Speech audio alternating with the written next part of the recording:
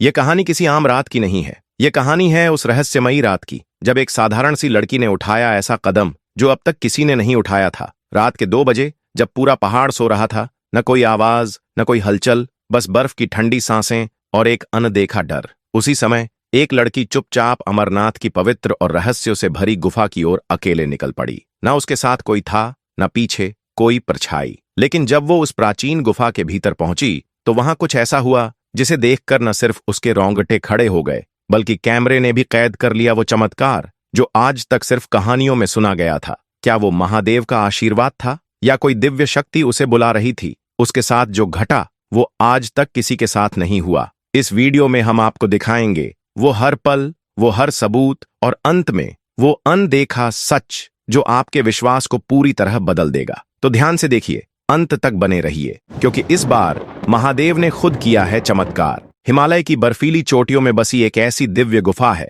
जहां खुद भगवान शिव ने माता पार्वती को अमृता का रहस्य बताया था। यह कोई साधारण स्थान नहीं, बल्कि अमरनाथ धाम है, शिव भक्तों की आस्था, तपस्या और विश्वास का सर्वोच्च तीर्थ। हर वर्ष लाखों श्रद्धालु जीवन और मृत्यु के बीच की कठिन परीक्षा को पार करते हैं, खतरनाक पहाड़ी रास्तों और बर्फीले तूफानों का सामना करते हैं, सिर्फ एक झलक पाने के लिए बाबा बर्फानी की। लेकिन क्या आप जानते हैं कि इस पवित्र गुफा में आज भी ऐसे चमत्कार होते हैं जिन्हें विज्ञान भी नहीं समझा पाया है? कैसे हर साल प्राकृतिक रूप से बर्फ का शिवलिंग बनता है और फिर खुद विलीन हो जाता है? क्यों कहा जाता है कि यहां आने वाला भक्त कभी खाली नहीं लौटता? और क्या है उस अमर कथा का रहस्य जिसे भगवान शिव ने स्वयं सुनाया था? इस वीडियो में हम जानेंगे अमरनाथ धाम की महिमा, उसका इतिहास, वहां घटने वाले चमत्कार और उस अलौकिक शक्ति का रहस्य जो हर भक्त को महादेव से जोड़ देती है।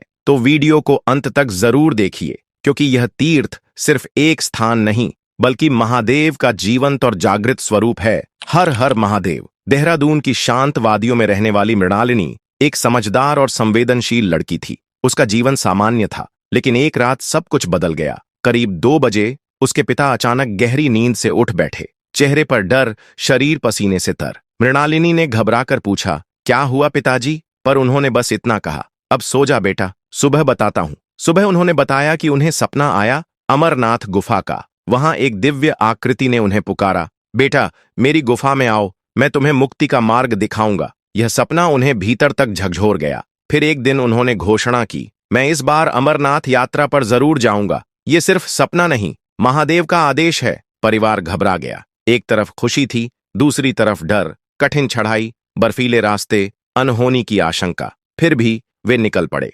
जाते हुए बोले, 8 से 9 दिन में लौट आऊंगा। लेकिन दिन हफ्तों में बदल गए। 1 महीना बीत गया, न कोई खबर, न कोई फोन, मोबाइल भी बंद। रिश्तेदार, तीर्थ संबंध सब खंगाले गए, लेकिन कुछ हाथ नहीं लगा। घर की हालत बिगड़ने लगी, जमा पूंजी खत्म हो रही थी। पर मृणालिनी हर सुबह उम्मीद के साथ उठती, शायद आज कोई खबर मिले, शायद आज पिताजी लौट आए। उस दिन मृणालिनी ने अपनी मां का हाथ थामा और पुलिस थाने पहुंची। चेहरे पर चिंता और आंखों में उम्मीद लिए उन्होंने कहा, मेरे पिताजी अमरनाथ यात्रा पर गए थे। 1 महीना हो गया, कोई खबर नहीं। पुलिस अधिकारी ने गंभीर स्वर में जवाब दिया, कुछ हफ्ते पहले भारी बारिश और भूस्खलन की वजह से कई यात्री फंस गए या लापता हो गए। आपके पिता भी उन्हीं में हो सकते हैं। यह सुनकर मां बेटी की आंखों से आंसू बहने लगे। मृणालिनी को पिता का वो सपना याद आया, महादेव ने मुझे बुलाया है मुक्ति का मार्ग दिखाने। अब वो सपना डर में बदलने लगा था। दिन बीते, उम्मीदें कमजोर पड़ीं। 46 दिन हो चुके थे। रिश्तेदारों ने मान लिया था कि वे अब इस दुनिया में नहीं हैं। किसी ने कहा, तीर्थ पर मृत्यु मोक्ष मानी जाती है। लेकिन मृणालिनी अड़ी रही, मेरे पिताजी जिंदा हैं और मैं उन्हें लेकर आऊंगी। घर पर संकट गहराता जा रहा था। मां ने दूसरों के घरों में काम करना शुरू कर दिया ताकि घर चल सके। पर मृणालिनी के मन में एक ही सवाल था, जिस महादेव ने बुलाया वो कैसे बीच रास्ते छोड़ सकते हैं? जब उसने घर वालों से उन्हें खोजने जाने की बात कही, मां टूट गईं। हमने पहले ही सब कुछ खो दिया है, अब तुझे नहीं खो सकते। मृणालिनी चुप रही, पर भीतर की आग अब भी जल रही थी।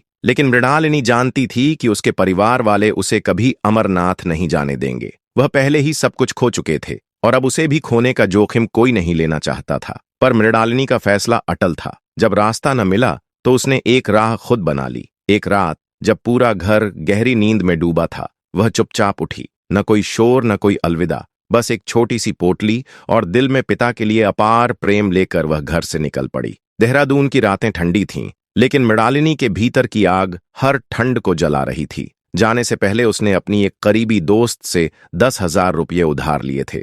वही थोड़े से पैसे उसके संकल्प की ताकत बन गए। टिकट कटवाया, बस पकड़ी और निकल पड़ी उस सफर पर जिसकी मंजिल थी एक उम्मीद, अपने पिता को ढूंढ लाने की। उसकी आंखों में अटूट विश्वास था, कदमों में हिचक नहीं।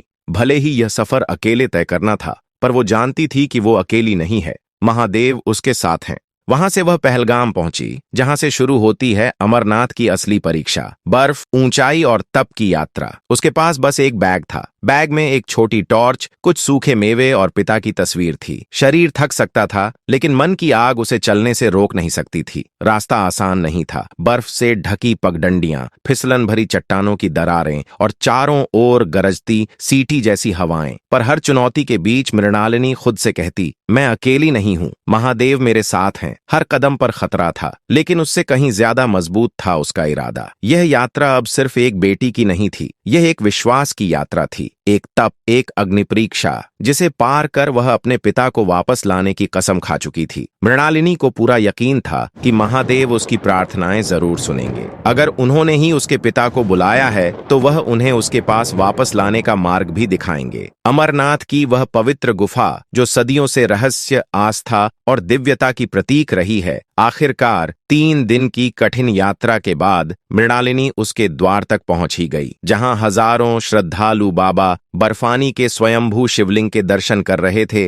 वहीं मृणालिनी की निगाहें किसी और को तलाश रही थीं, अपने पिता को। उसके पास बस एक छोटी सी तस्वीर थी। उसी को दिखाकर वह हर यात्री से एक ही सवाल कर रही थी, क्या आपने इन्हें कहीं देखा है? लेकिन हर बार जवाब में बस एक उदास नहीं मिलता। थकी हारी, मन में निराशा लिए वह एक चट्टान पर बैठ गई। आंखों से आंसू बहने लगे और उम्मीद डगमगाने लगी। तभी अचानक उसके सामने एक साधु प्रकट हुए। चेहरा तेजस्वी, आंखें शांत लेकिन गहरी, जैसे सब कुछ जानते हों। उन्होंने बिना कुछ पूछे ही मृणालिनी के सिर पर हाथ रखा और तुरंत उसकी पीड़ा को समझ गए। वह कोई साधारण साधु नहीं थे, एक दिव्य आत्मा थे, जिनके शब्द किसी आशीर्वाद जैसे लगे। उन्होंने मृणालिनी से कहा, तुम अपने पिता को इसी समय नहीं पा सकती, लेकिन अगर तुम सच में उन्हें ढूंढना चाहती हो, तो तुम्हें गुफा में प्रवेश करना होगा। रात्रि 1 बजे से 5 बजे के बीच। वह समय दिव्य होता है, जब आत्मा और ब्रह्मांड के बीच की दूरी मिट जाती है। उसी कालखंड में तुम्हें मार्ग मिलेगा। मृणालिनी स्तब्ध थी। बिना कहे उस साधु ने उसकी पूरी कहानी कह दी थी। पर समस्या यह थी, रात के उस भयावह और अंधेरे समय में अकेले गुफा में प्रवेश करना कोई आसान काम नहीं था। लेकिन यह उसके जीवन का सबसे बड़ा अवसर था, शायद आखिरी भी। और मृणालिनी जानती थी कि डर से भागकर वह अपने पिता को कभी नहीं ढूंढ पाएगी। और फिर उस रात, जब पहाड़ सो रहे थे, जब हवा भी धीमे चल रही थी, मृणालिनी अकेले अमरनाथ गुफा की ओर चल पड़ी। रात के 2 बजे जब वह गुफा के पास पहुंची, तो उसके भीतर एक अजीब सी ठंड उतर गई। यह ठंड मौसम की नहीं थी, यह उस आध्यात्मिक ऊर्जा की थी जो आत्मा को छू जाती है, भीतर तक हिला देती है। गुफा के द्वार पर पहुंचते ही समय जैसे थम गया। बर्फ की चादरें स्थिर थीं, पेड़ सन्नाटे में खड़े थे और मृणालिनी की सांसें थमी थमी सी लग रही थीं। उसकी उंगलियां कांप रही थीं, लेकिन उसने हिम्मत जुटाई। उसने अपने पिता की तस्वीर को सीने से लगाया, गहरी सांस ली और बिना किसी को आवाज दिए गुफा में पहला कदम रख दिया। जैसे जैसे वह अंदर बढ़ती गई, उसकी धड़कनें तेज होती गईं। वातावरण रहस्यमय और चमत्कारी था। दीवारों से पानी की बूंदें टपक रही थीं,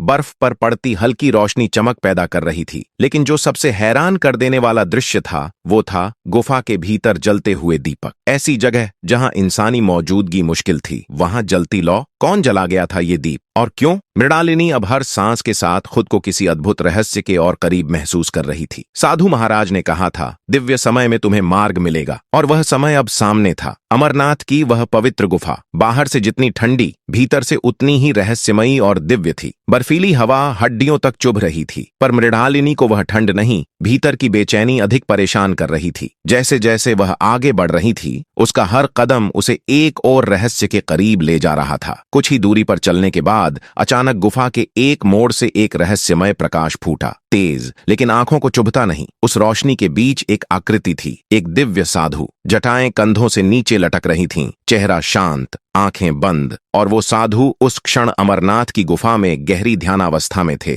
मृणालिनी एक पल के लिए डर गई। उसे ये सब असामान्य लग रहा था, लेकिन उसे याद था उस पहले साधु का वाक्य, गुफा के भीतर ही तुम्हें अपने पिता का मार्ग मिलेगा। उसने हिम्मत जुटाई और कांपती आवाज में पूछा, महाराज, क्या आपने मेरे पिता को देखा है? वह भी इसी गुफा में आए थे। उसकी आवाज सुनकर साधु ने धीरे धीरे अपनी आंखें खोलीं, पर उनकी आंखें किसी आम इंसान की तरह नहीं थीं। उन आंखों में सृष्टि की शांति और आत्मा की गहराई बसती थी। वे बोले, जिसे तुम ढूंढ रही हो वह कहीं बाहर नहीं, इसी गुफा के भीतर है। ये सुनते ही मृणालिनी सन्न रह गई। अगर मेरे पिता यहीं हैं, तो मुझे दिखाई क्यों नहीं देते? वो घर क्यों नहीं लौटे? ये सवाल उसके भीतर गूंज रहे थे, लेकिन साधु मौन हो चुके थे। मन उलझा हुआ था, लेकिन विश्वास अब भी जीवित था। वह साधु को प्रणाम कर गुफा के और भीतर बढ़ गई। अब अंधेरा थोड़ा गहरा और वातावरण थोड़ा डरावना होता जा रहा था। हर तरफ सन्नाटा, केवल उसकी सांसों की आवाज, और तभी उसे सामने दिखाई दिया महादेव का वह पवित्र स्वयंभू ज्योतिर्लिंग जो हिम से निर्मित था, अमरनाथ बाबा स्वयं।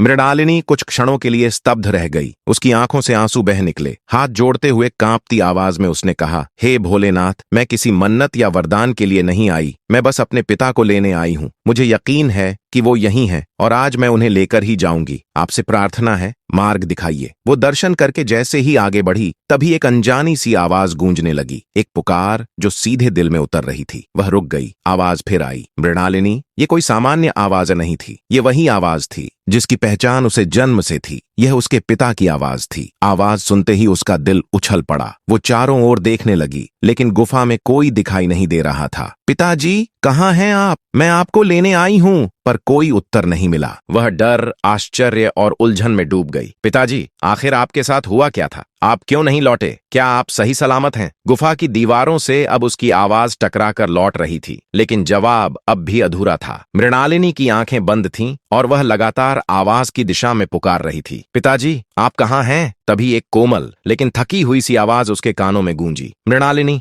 मैं यहीं हूँ, तेरे पास। उसकी रूह कांप गई। यह आवाज उसके पिता की ही थी, वही जिसे वह हर दिन याद करती थी, वही जो उसके हर बचपन की लोरी में थी। लेकिन अजीब बात यह थी कि आवाज स्पष्ट सुनाई दे रही थी, मगर आसपास कहीं भी उसका कोई संकेत नहीं था। मृणालिनी ने कांपते स्वर में पूछा, जब आप अमरनाथ की यात्रा पर आए थे तो लौटे क्यों नहीं? उसके पिता की आवाज एक ठहराव के साथ जवाब देने लगी, जब मैं बाबा बर्फानी के दर्शन के लिए निकला था, तब बीच रास्ते में भीषण बारिश शुरू हो गई। पहाड़ टूटने लगे, जमीन फट गई और मैं फिसलकर एक अनजानी संकरी गुफा में जा गिरा। वहां एक दिव्य साधु तप में लीन थे। मेरी गिरने की आवाज से उन्होंने आंखें खोली और जैसे ही उन्होंने मुझे देखा, उन्होंने कहा, यह सब संयोग नहीं, आदेश है। महादेव चाहते हैं कि तुम यहीं रहो। यह गुफा अब तुम्हारा तपस्थान है। जब तक तुम्हारी बेटी स्वयं तुम्हें ढूंढकर यहाँ न पहुंचे, तब तक तुम ध्यान में ही रहोगे। उसकी आवाज में कोई शिकायत नहीं थी, बस एक आत्मिक शांति। मैं समझ गया था, यह मेरे उन स्वप्नों का उत्तर है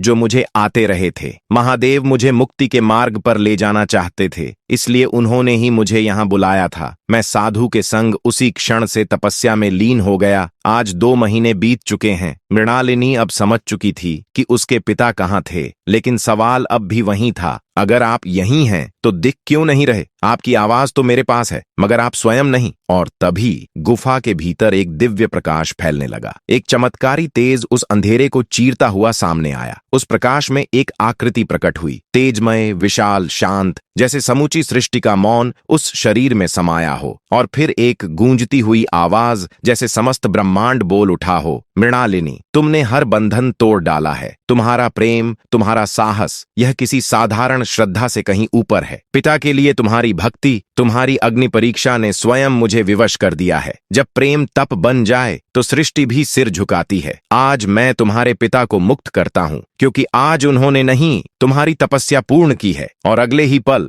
वह दिव्य आकृति प्रकाश में विलीन हो गई, जैसे सब कुछ एक स्वप्न था। लेकिन सामने जो खड़ा था वो स्वप्न नहीं था, उसके पिता सामने जीवित, मुस्कुराते हुए, आंखों में आंसू लिए खड़े थे। मृणालिनी की आंखें भर आईं। वह दौड़कर उनके गले लग गई, जैसे बरसों का तूफान अब थम गया हो। यह एक चमत्कार था, लेकिन इससे भी बढ़कर यह एक बेटी की भक्ति की जीत थी। मृणालिनी के पिता मोक्ष की ओर अग्रसर थे। स्वयं महादेव ने उन्हें बुलाया था, लेकिन बेटी के प्रेम, उसके दृढ़ संकल्प और अटूट विश्वास ने उन्हें फिर से संसार से जोड़ा। उस दिन अमरनाथ की गुफा केवल एक तीर्थ स्थल नहीं रही, वह प्रेम और भक्ति के संगम का साक्षी बन गई। इस चमत्कार के बाद मृणालिनी ने बाबा अमरनाथ को नमन किया और पिता के साथ देहरादून लौट आई। जब मोहल्ले वालों ने देखा कि वह सच में अपने पिता को वापस ले आई है, तो किसी को यकीन नहीं हुआ। जहां सबने उम्मीद छोड़ दी थी, वहां इस बेटी ने आस्था और प्रेम से चमत्कार कर दिखाया। अब सवाल आपसे, क्या आपको भी लगता है कि सच्चा प्रेम और अडिग भक्ति चमत्कार ला सकती है? कमेंट में जरूर बताएं। अगर ये कहानी दिल को छू गई हो तो वीडियो को लाइक करें, शेयर करें और चैनल को सब्सक्राइब कर बेल आइकन जरूर दबाएं। बोलो बम बम भोले,